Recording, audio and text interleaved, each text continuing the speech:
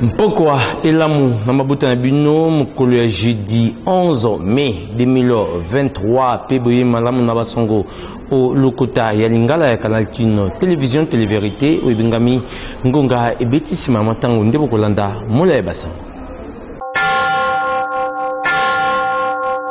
Tufunga basango na ngambo ya politique pona koloba ete akoma kibongo Botswana mokolo ya mardi 9 mai 2023 mokonzi ya mboka pe président en exercice ya SADC Félix Antoine Tshisekedi Tshilombo azalaki na série ya ba réunion na siège ya SADC mokolo ya mercredi 10 mai 2023 esikapi institution sous-régionale oyo azali kokamba lokola président en exercice bokangonga ndenge betami. Na qualité de président en exercice de la communauté de développement de l'Afrique australe SADC na mukuse mokonzi mboka Félix Antoine Tshisekedi Tshilombo anyataki mabele ya Gaborone capitale ya Botswana mokolo ya mardi 9 mai 2023 sima na ye kosolola na autorité ekolo ya Botswana ayaki bongo koyambama na secrétaire exécutif ya SADC Elias Magosi pe adjointe na ye en charge de la coopération régionale Angèle Makambo délégué à la République démocratique du Congo, mokolo mercredi 10 mai 2023. Simanango mokonzi mboka ya Congo démocratique azwaki nzela ya siège ya SADC esika nini alekisaki presque journée mobimba na masolo oyo azalaki nango na equipe ya direction. Président ya République démocratique du Congo pe SADC asololaki lisusu na ba personnel ya secrétariat exécutif oyo bazalaki recruté ya 16 pays membres.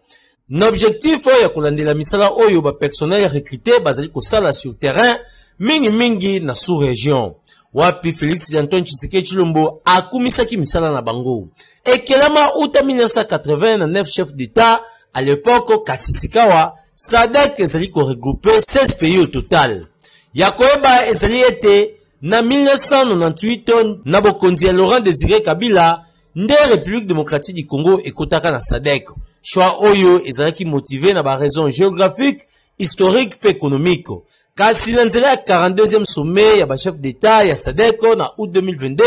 Félix Antoine Tshisekedi Tshilombo ayaki koponama na baninga na ye lokola président na mandat oyo ebandi kaka na 2023. Ngonga ebeti.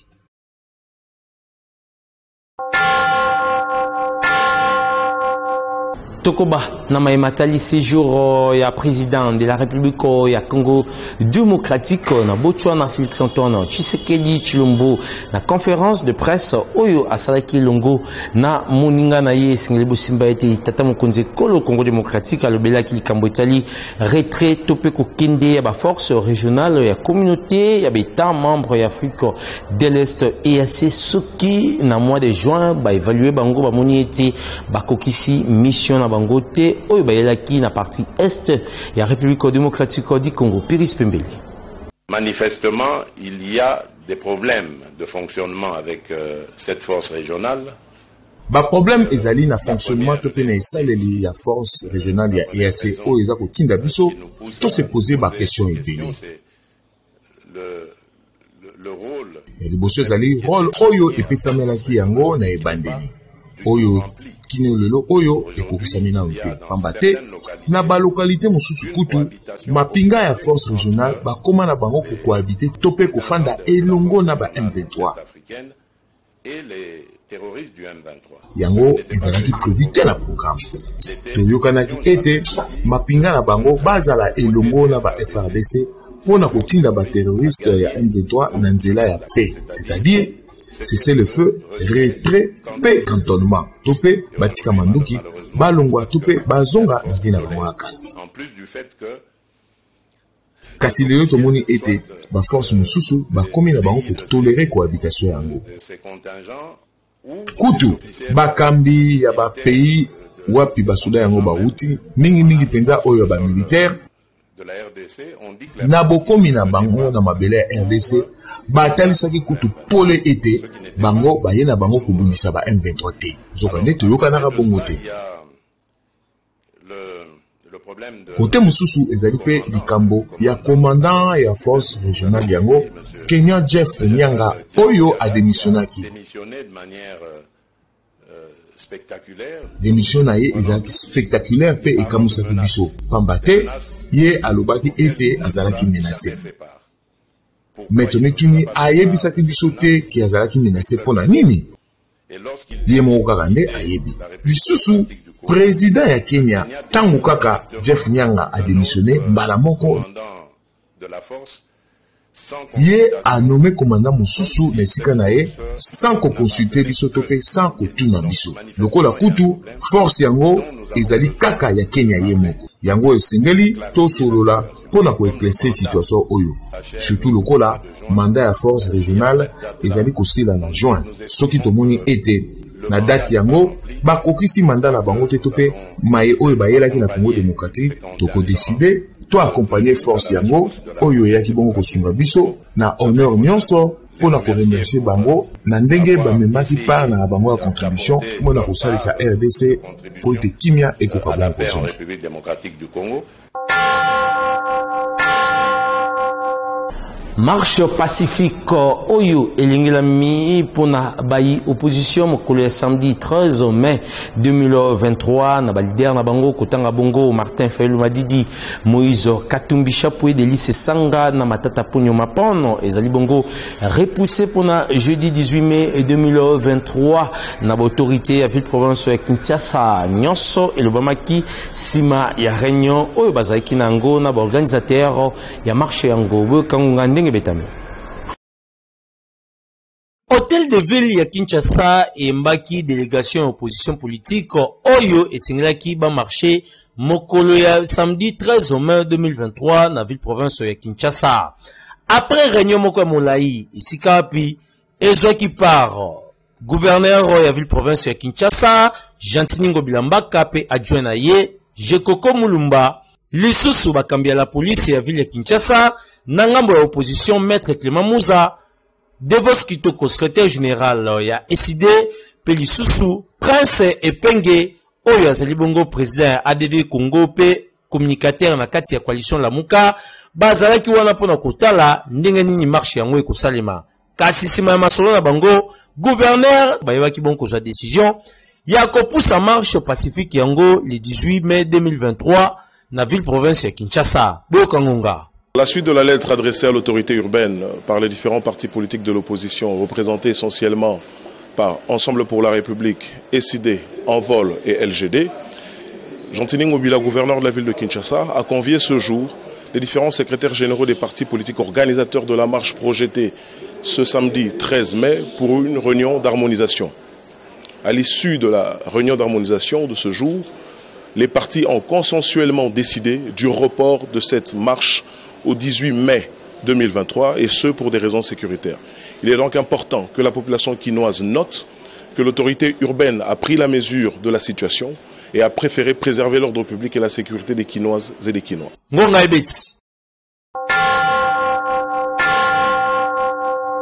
Nangambo na bango ba organisateur ya marche ya opposition bango bazali toujours pour maintenir ko marché mokolo ya samedi 13 mai 2023 sima ya réunion oyo bazalaki na yango na autorité ya ville province ya Kinshasa Piris Pembele Jiras Natuba tozali awa na hôtel de ville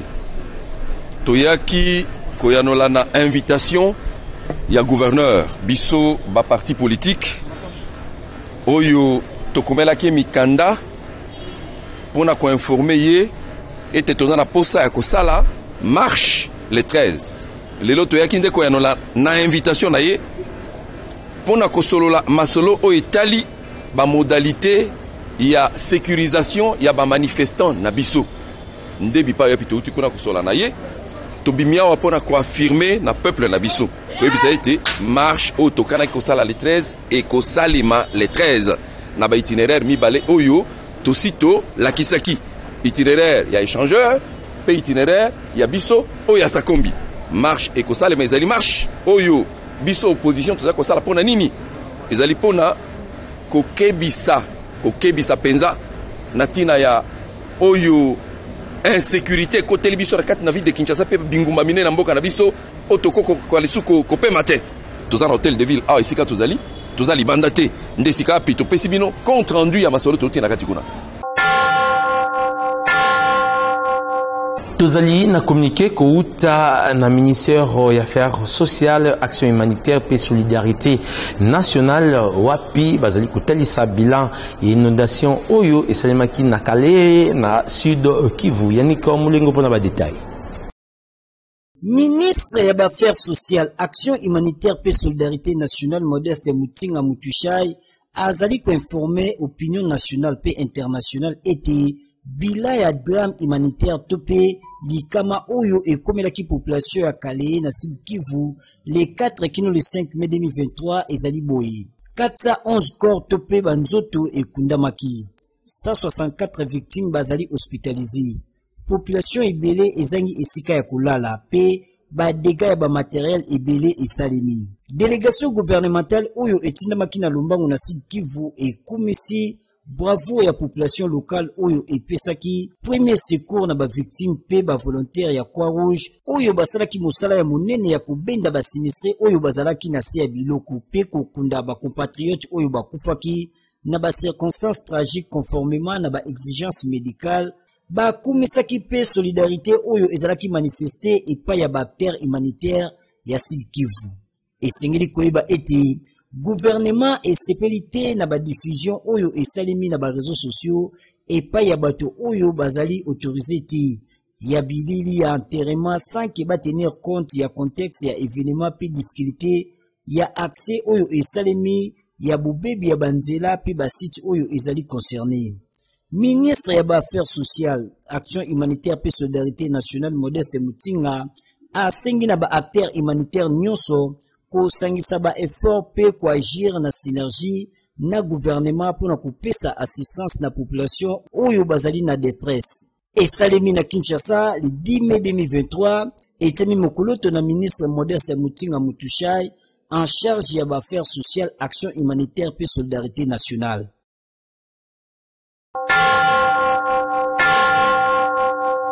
Gouverneur militaire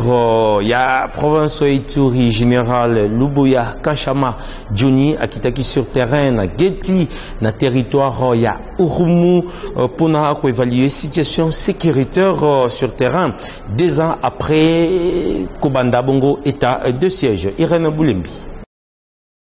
Gouverneur militaire ya Ituri, lieutenant général Johnny Luboya Kashama, a convaincu Geti na territoire Urumu, première étape ya mission évaluation, ya situation sécuritaire na territoire ya Urumu, na kotalaka opération ebele salema, outa état de siège et banda na Ituri. Gouverneur Johnny Luboya Kashama a lingaki amona pe a vivre ye moko réalité à vie sur place après 2 ans état de siège. Ayambamaki epa etuluku ya batu oyo etalisaki bozongi ya pe na localité oyo pambate mikoleleki population ya Geti pe bakwe mususu ekimaki bandaku na bango. Numéro 1 ya Ituri Luboya Kashama Johnny asalaki message ya pepe ya cohabitation to pe kovande longo na kimia na kotalisaka bango ete bakoki kobundiseko na bango te kasi esengeli ko défendre yango na kobundisaka ennemi kasi kobomana entre bino ba congolais te. Message oyo ezalaki pona ba groupes armés locaux oyo ezalaki kotungisa population eteni oyo ya province ya Ituri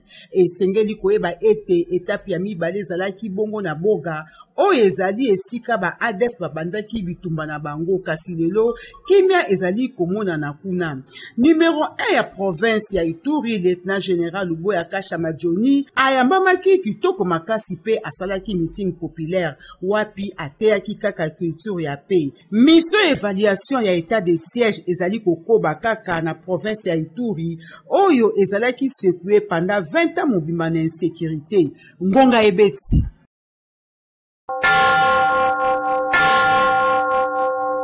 Ntokoba na basango ya sécurité pendant que le été société civile ya ville ya Beni ezali kolenge la marche pacifique pendant que singa de part ya maire de la ville ya Beni Kashala Narcisse Longo na comité na mobimba ya sécurité pe procureur Philippe pour na insécurité ezali kokoba makasi ezali vraiment kotungisa population. Gina Ivoya Paluku correspondant na biso na Beni azali bon ko betsangonga na nzela ya Allo ya Yannick Mulengo.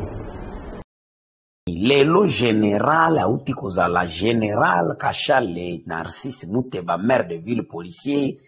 na komite nyonso na ye ya sécurité na procureur Philippe procureur mokonzi ya parquet de grande instance ya Beni bazali kolukama na société civile ya Beni basengi na bakonzi ya mboka balongola bakonzi nyonso ina na komite nyonso ya sécurité na Beni na mikolo mike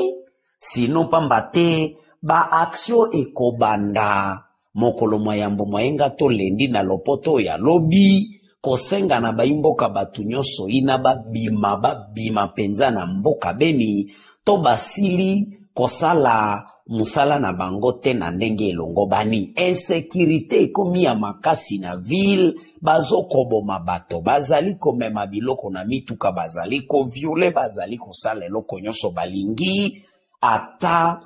moto moko te ya sécurité azali koya na sekuru ya baimboka te bango moko baimboka bazali kulala libanda kokimisaka bamiyibi bazali koya ebele na bamipanga na bamashete na baashe na baminduki basangani na kolata batemi ya sokoto ya FRDC na ya polisi na basivile na kati yango nde société civile lobi balembi koyebisa bakonzi ya mboka batala likambo yango bazokoka kosala te yango nde basengi na bango babima lendi oyo na mboka bachange bango sino pamba te ba action ya grande envergure kosalema ti mokolo bakobimaka société civile esengi na baimboka moto na moto asomba biloko ase prepare po musale kosalema te kotambola na ville kozala te bango nyonso bakotikala na bandako bamisusu na marche de colère tina meriti partout kosenga batu wana babima basengi na mokonzi ya mboka na ndenge asali général bamona te ata mokonzi ya mboka ya ville azala général na ndenge azalaki général batindaki ye soki na chwapa soki na lomami akende kaka kuna na komite de sécurité na ye nyonso bao bazaka penepene na ye balongi penza te balakisi penza ndenge baza na makasi te tozokoyebisa na bino eteke deja ngunu ebandi bazali koloba eteke procureur pe Philippe azali kolia mbongo ebele na bataxe na ba mise à liberté provisoire to ba amende azali kokatela mutu na mutu $1000 komatati na 5000 alors que eloko moko ejali te bazali kopesa etoli azali koyoka te nde balobi bapopulation bazali konyokwama na bamasasi na bagere mikolo iso bazali ya konyokola te na kobakisaka bataxe te nde babima mbala moko po bakoki eloko ata ya sécurité te oyo etindaki mokonzi ya mboka tinda bango yango bazali kopamela na badepute pe basala masu état de siège esila po elakisi penza limite na yango ezata na bila moko te soki eza ya kimoyibi te wana elobeli ya bai société civile soki badepute basili kosilisa état de siège wana te bango pe bakomaka ata mokolo moko te na Beni sino pamba te bakozala kokende kokuta mutu na mutu epa na ye wana elobeli ya société civile kolekela Moïse Maliki Dogo oyo aza penza moko ya bakonzi ya société civile na mboka Beni naza mwa bino jina ivo apaluku ngonga ebeti kouta Beni.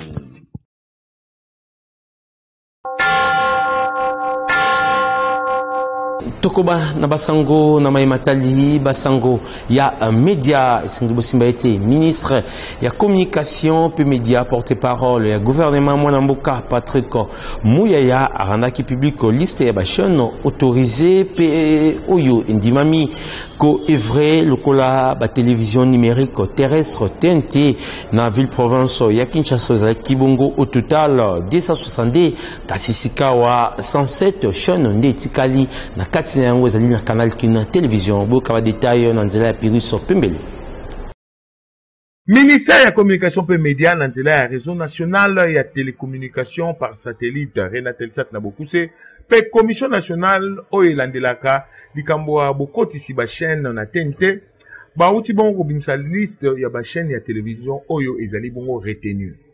bongo sur 262 chaînes oyo elakisaka na TNT déjà 107 ya pambande ezali retenu pe 155 ba déconnecté yango to pe bakati yango pambate ekokisi ba condition oyo esengeli te ba chaîne nyonso oyo ezali déconnecté to pe oyo bakati yango bazali na possibilité ya kokotisa recours na bango po ete bakoka bongo kozonga. Boyoka. Mais il y a certaines chaînes qui, à distance, ont installé certains équipements sur ces sites. À ces chaînes-là, on leur a accordé un moratoire de 3 jours pour régulariser à partir d'aujourd'hui. Donc, ces moratoires courent de ce mercredi jusqu'à dimanche au soir. Soki ofungoli télévision na yo na TNT omonite ba chaîne mususu ezali kolakisa te ko buka na antenne te boyeba ke ba déconnecter bango. Parmi ba chaîne etikali Canal Kin télévision ezali na kati po ete boko kaka bongo kotala ngonga ebeti na ba heure oyo bomesana na yango. Ngonga ebeti.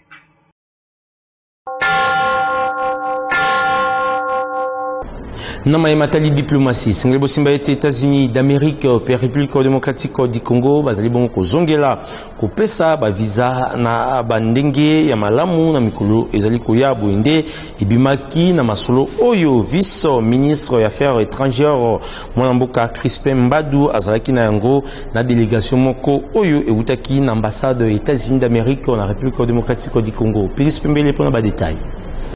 Ekolo États-Unis d'Amérique et ko annoncer sango ya malamu na o Italie réciprocité topé ko pesa na visa kati na République démocratique du Congo pe États-Unis oyo ekosala ete lelo ba étudiant ba homme d'affaires pe ba touriste congolais bazala lisusu na problème ya visa te pona kokota na mboka Joe Biden denge vice ministre ba affaires étrangères Crispin Mbadu atalisi na nzela masolo azalaki na ngo elongo na chef ya mission adjointe ya ambassade des États-Unis pour le Congo démocratique. Boyoka ndenge ngonge betami. Bon, vous savez, la RDC entretient des relations bilatérales avec les États-Unis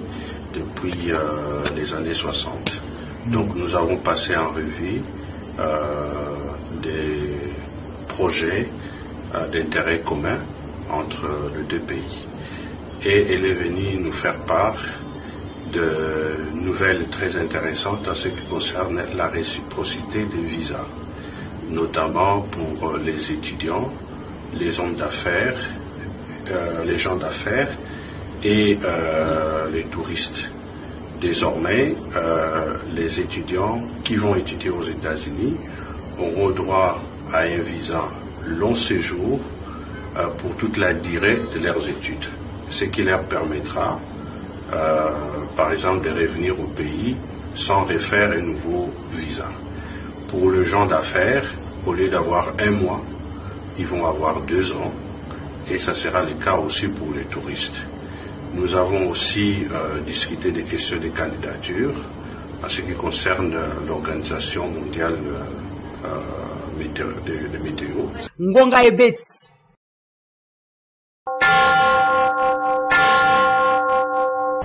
Nabasango ya ba parti politique single simba ete mwana mboka Litu Pires Masiala cadre na kati ya lisanga politique Alliance des forces démocratiques du Congo AFDC na mkuse pe leader monene na kati ya commune ya Kisenso azalaki na réunion monene na ba comité de base ya ba mama ya 17 quartiers oyo ezomi na kati ya commune ya Kisenso. Bozo ba détail. Toujours très motivé dans le système ya fourmi pour affronter l'élection en décembre 2023 oyo ezali koya les chouchous ya ba mama ya commune ya Kisenso le tout Pires Masiala Binda cadre monene na kati ya lisanga politique Alliance des forces démocratiques du Congo AFDC na mukuse parti cher ya professeur Modeste Bati Lukobo président du Sénat azalaki na réunion moko monene na ndenge ya kosakana te na ba comité de base ya ba mama ya 17 quartiers oyo ezomi na commune ya Kisenso et pa wapi asalaki restitution ya bobimi ya plateforme électorale Union sacrée de la nation oyo sortie officielle yango eutaki kosalema samedi 29 avril 2023 na stade de Martyrs ya Kinshasa ya mibale le chouchou ya ba mama le tout Pires Masiala asengi na ba mama ya commune na ye ya Kisenso kozala très vigilante pe kosala mosala ndenge sengeli sur terrain ya komobiliser population pour baye babongo komema soutien total na bango na mokonzi ya mboka Félix Antoine Tshisekedi Tshilombo oyo azali candidat ya AFDC pe soutien total na bango e pa ya mwana na bango le tout Pires Masiala oyo bazali kobenga e kabola bitumba na kati ya commune ya Kisenso. Boyo kangonga ndenge betamaki. Idéologie, autorité morale.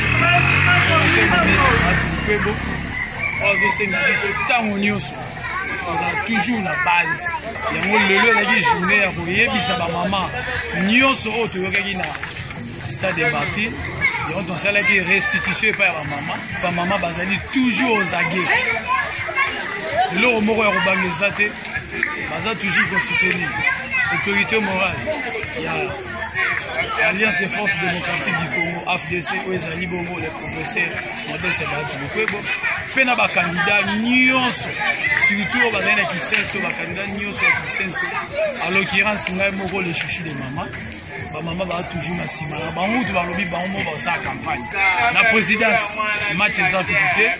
Félix Antoine Tshisekedi Tshilombo, candidat à AFDC, na provincial. Binomo Boyebi,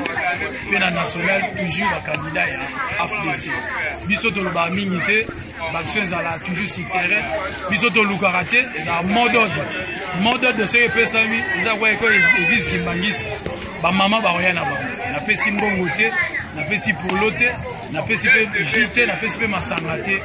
Mot d'ordre toujours. Binomo Bomo ni image c'est. Ngunga et Betty.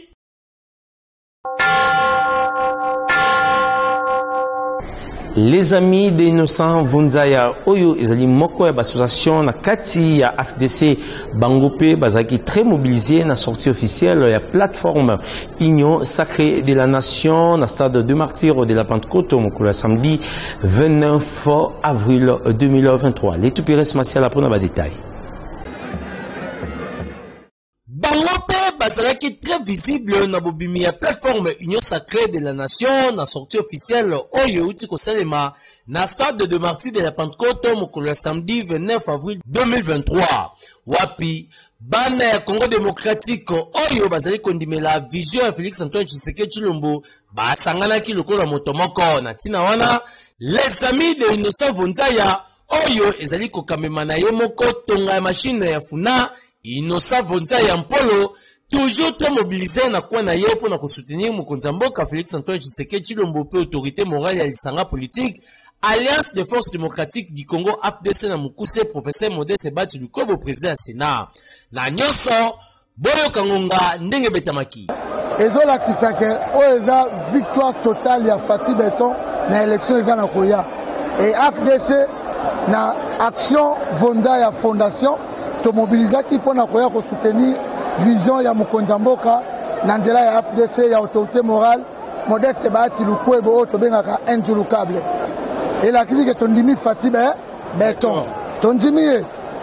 oh mutakolo bazate na kati plein libanda plein place à retirer le colosate oh déjà la kisake 100% assis na élection zoya image yango ezola kisana biwana za grand joueur grand coach grand Maradona yemo kabinenga bet munyo samoni AFDC ndenge se mobiliser rouge partout et ça force ya AFDC force du Congo yango wana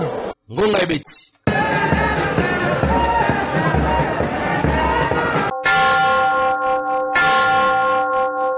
Nabasango Yamasano Topé Sport Sengebo Simbaete ba joueuse ya équipe nationale ba Léopard ya Bassi oyo ba bitaka Coupe du monde dame Yvonne ya Russie 2006 pe Chili 2008 ba bosana bango na gouvernement ya République démocratique du Congo na tina wana bazali vraiment ko senga lisungi pamba te tango ba betaka le deux éditions wana bazwaka ni lomea ni falanga ko ba bongo ata primo côté mukolo lelo bakumba mama bimba kasi bazali toujours na se ya souffrance bazali bon ko senga lisungi boka bango bazali na micro elle est tout pires Masiala tozali ba mondialiste tobeta na 2006 tobeta na Russie 2008 tobeta na Chili vraiment tozwa eloko te tozali bano ba toza abandonné tolalaka par-ci par-là ba misusu place à rola les alakate ça fait mal ailleurs baninga na biso lelo ba koma ba professionnel batiki babale baza bien organisé mais biso eloko moko te depuis 2006 tobanda ko réclamer to beta encore 2008 na Chili ezalaki wazar te to salango successivement mais jusque là tozo eloko te yango te to monique papa mokonzi ya mboka ye moko za sportif yango tozo belela mbela na biso epa na ye à reconnaître biso tant que tozana nous vivante à reconnaître biso lelo to comme ba maman to beta ngo au moins de 17 ans mais lelo to komi ba ni grande fille mais tozo eloko te ça fait très mal misusu ba komi ba toqué misusu place rola le yate tozo la bangar moyen vraiment exalité même na milieu sport toza toujours éloigné na même na fédé même na ministère vraiment mutu mokote à travailler comme sportif comme mondialiste yango lelo toye ke mokonza mboka atala biso ndenge nini lelo to komi tozo lela kaka mama nyaki oza mama bana luka omona biso mama tant toza na bo moyi bo luka bo lati biso médaille de mérite ce que lelo to kufi ça fait mal muta kufi azwa médaille de mérite c'est pas bon biso toza ba mondialiste to saeli mboka to tamboli par-ci par-là to tomboli bendela mboka mais jusque là toza négligé toza ba mondialiste comme si toza ba mondialiste c'était et loko roli ezala raté toza na soins médicaux ta place to ko kene toza ta soins oh lelo soki to bel ezala raté donc to déposer ba courrier na biso déjà partout ah boy to vandi to c'est la sikoyo bango ba réagir siko problème eza wana biso fo ba yeba to kabola biso na ministre to yewa to kabola mawa na biso to koma toza nango lelo mawa o toza nango lelo to kabola ngo na ba continuer sa mboka to kabola ngo na ba peuple nyonso ya mboka pona nini lelo biso toza to komba mama metant to betaki ba match oyo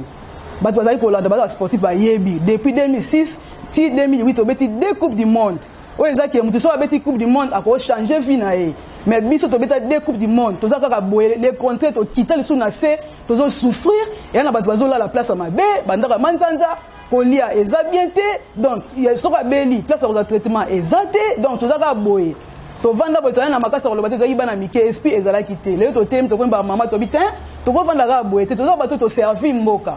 Il faut mboka et reconnaître biso. Il faut baye bakeza na bana basi moko à part mibal ba betaka une fois na 74 et na basi mususu ba yakape ba betaki na 2006 na 2008. Il faut tout la reconnaître na mboka, il faut fédération à reconnaître que et na fi wa betaki mondial bazali ba mondial se bazali deux fois ba betaki mondial. Awande na zuni gisa kwa bino sepela kibopisa merci na elle professeur Mwana Maele Sardu Dimbo azaki bongo sima caméra kasi montage simamaki na bilombe mibale koloba bongo Christian Makutu PTD Angwana édition signée Yannika Mulengo kasi rédaction concours na yango mingi ikambamaki na Piruso Pembele azali bongo rédacteur en chef ya magazine Info Alanga ngabeti ngana bino tokutani poso ezali koya kasi mokola lobi bokutana bongo na Misha Alua oyo kitana ngai pona kopesa bino basango olokota lingala ya Canal King Télévision ngonga beti kimi ankolo mabota bino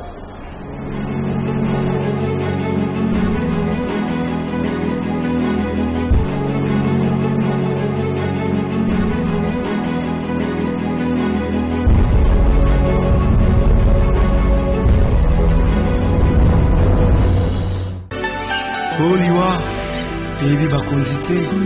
ebi semene libota luvuvamu libota makanzu libota zayadiaku